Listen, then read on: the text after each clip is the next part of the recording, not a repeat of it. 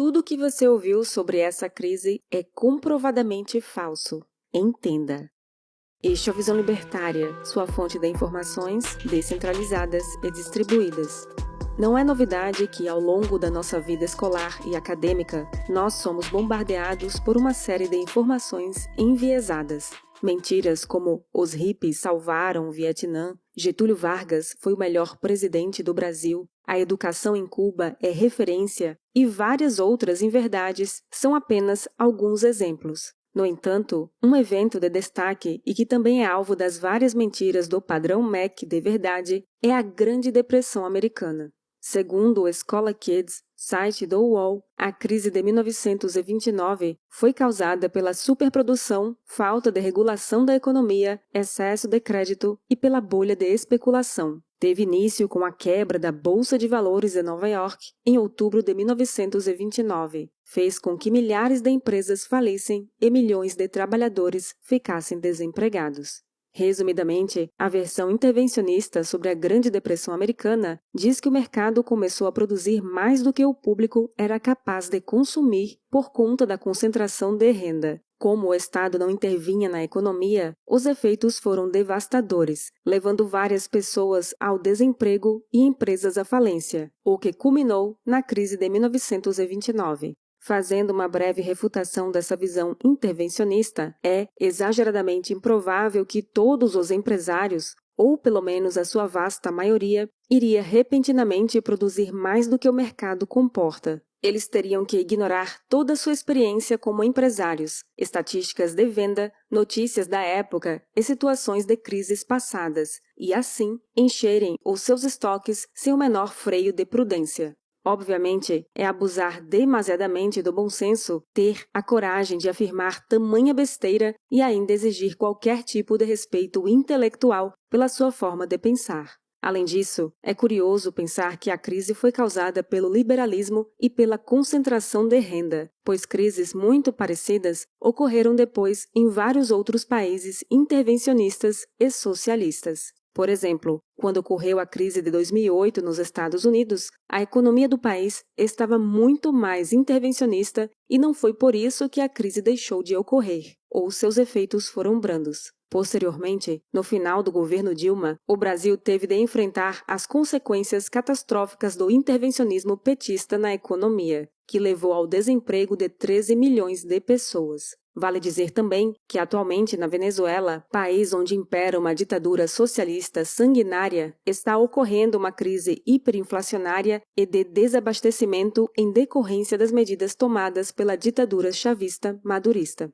Dito isso, pode-se afirmar categoricamente que todas as causas da Grande Depressão transmitidas pelo mainstream são falsas, mentirosas, inventadas e qualquer outra coisa que não seja verdade. Para quem ainda não conhece, o Federal Reserve System, ou simplesmente Fed, é o sistema de bancos centrais dos Estados Unidos da América. Foi fundado em 1913 e é composto pelo Conselho de Governadores, Federal Reserve Board, pelos 12 presidentes do Federal Reserve regionais e pelo Federal Reserve Open Market Committee, responsável pela política monetária. Na época, o Fed operava principalmente administrando as reservas e facilitando o crédito no mercado. Vale ressaltar que, na época, o padrão ouro estava em vigor nos Estados Unidos e no Reino Unido. Os outros países apenas lastreavam as suas moedas no dólar americano e na libra esterlina. Como era muito mais difícil inflacionar a moeda na época do que é hoje, os Estados Unidos inflacionavam a oferta monetária, facilitando o crédito no mercado.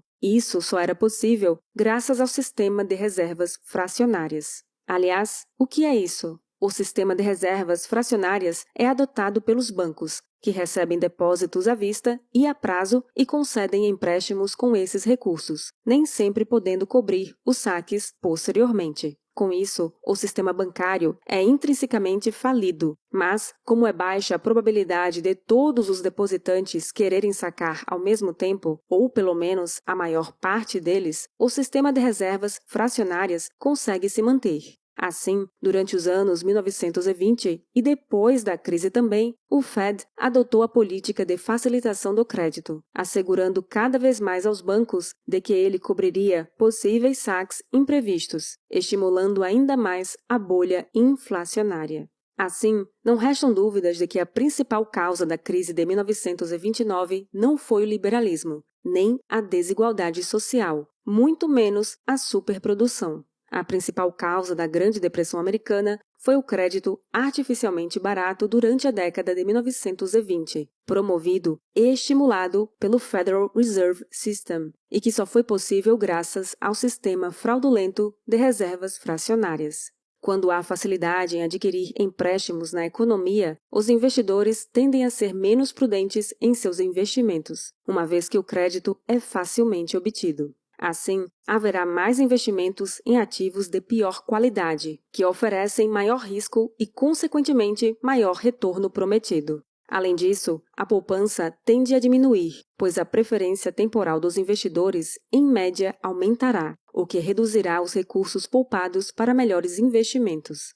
Com isso, os ativos de pior qualidade ficarão muito sobrevalorizados e os efeitos do reajuste de preços serão ainda mais drásticos, conforme a injeção de crédito na economia continua. Nesse sentido, sintomas que antecedem uma depressão normalmente são índices de preço-lucro muito altos e otimismo generalizado sobre a economia. Conceitualmente, uma depressão nada mais é que um reajuste dos preços no mercado que foram artificialmente inflados pelos maus e péssimos investimentos no período de boom, alta econômica. Não é muito comentado, mas em 1920 também houve uma depressão econômica nos Estados Unidos, e ela durou pouco mais de um ano. Engana-se quem pensa que os efeitos dessa recessão foram a menos. O desemprego mais do que triplicou nessa ocasião, saltando dos 4% para os 12% em todo o país no ano de 1920. Além disso, o Produto Nacional Bruto americano caiu 17%. No entanto, diferentemente do que se faria hoje em dia, o presidente da época, Warren G. Harding, reduziu o orçamento do governo pela metade entre os anos de 1920 e 1922. Os gastos federais dos Estados Unidos saíram de 6,3 bilhões de dólares em 1920 para 3,3 bilhões de dólares em 1922. Vale ressaltar que a dívida nacional também foi reduzida, caindo para metade do valor no ano zero da depressão. Na crise de 1920, o Fed pouco fez para combater a depressão e agir de maneira anticíclica. Assim, os efeitos do reajuste foram amenos e rápidos, diferentemente da crise que assolaria os Estados Unidos no final da década de 20. Além do crédito fácil, outros fatores contribuíram para o agravamento da depressão, como a manutenção de um grande volume de dívida governamental de curto prazo. Vale lembrar que antes da Primeira Guerra Mundial, a dívida americana se concentrava em títulos de longo prazo. Na década de 1910, com a Grande Guerra, o governo americano começou a emitir títulos de curto prazo para financiar suas investidas militares no velho continente. Esse pico foi amenizado com o fim do conflito e a dívida do governo foi novamente equilibrada. No entanto, na década de 1920, a bolha inflacionária era tamanha que os bancos passaram a ter mais dívida do governo em 1928 do que tinham durante a guerra. Não é novidade que uma das nações mais afetadas com a Primeira Guerra foi a Grã-Bretanha. Com os gastos militares, a inflação no país se agravou e ficava cada vez mais difícil voltar à antiga equivalência monetária, quando uma libra esterlina equivalia a 4,87 dólares americanos.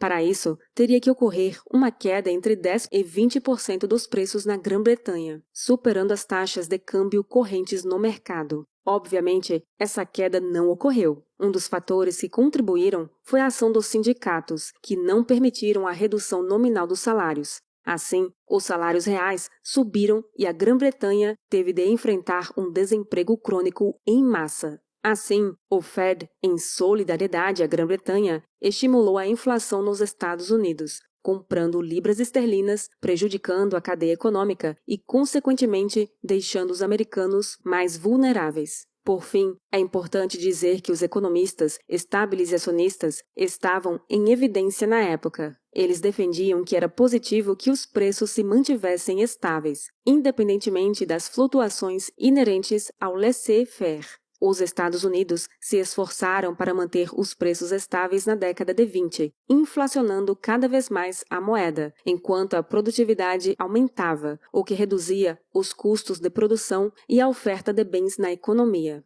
John Maynard Keynes elogiou a política monetária do Fed entre 1923 e 1928, chamando-a de um triunfo do gerenciamento da oferta monetária. Em 1929, a bolha inflacionária finalmente estourou e as consequências do reajuste foram gravíssimas. Finalmente, as ações do Fed em expandir a oferta monetária, facilitando o crédito, foram punidas pela realidade econômica. A partir daí, o governo executou um papel fundamental no agravamento da crise, levando o país ao fundo do poço. O governo proibiu a redução dos salários durante o reajuste, o que levou ao desemprego em massa, em que 27% da força de trabalho americana ficou desempregada. Além disso, ao invés de reduzir os gastos governamentais, Hoover investiu pesado em obras públicas, o que na cabeça dele geraria empregos e amenizaria a crise. No entanto, os recursos investidos eram extraídos diretamente dos impostos, o que retirava recursos da sociedade civil e empregava-os em maus projetos.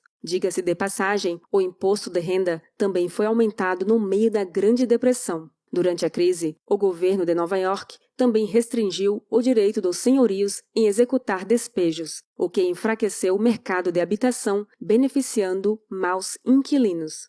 Infelizmente, os estabilizacionistas não perderam prestígio na academia. Mesmo depois do desastre e com os péssimos conselhos desses economistas, o governo realizou diversos esforços para estabilizar os preços de produtos agrícolas por meio de subsídios, enfraquecendo ainda mais o poder de compra da população. O resultado foi uma onda interminável de falências, inclusive bancárias, índices de desemprego jamais antes vistos e uma crise que parecia interminável. As ações do governo e do Fed fizeram uma bola de neve inflacionária e as vítimas não foram os burocratas, mas sim a população mais carente. Vale a pena assistir ao filme Um Lugar no Coração, que demonstra o contexto norte-americano após o crash de 1929. Enquanto o governo intervir na moeda e na política econômica, as crises continuarão a acontecer e os reajustes continuarão ocorrendo em níveis cataclísmicos.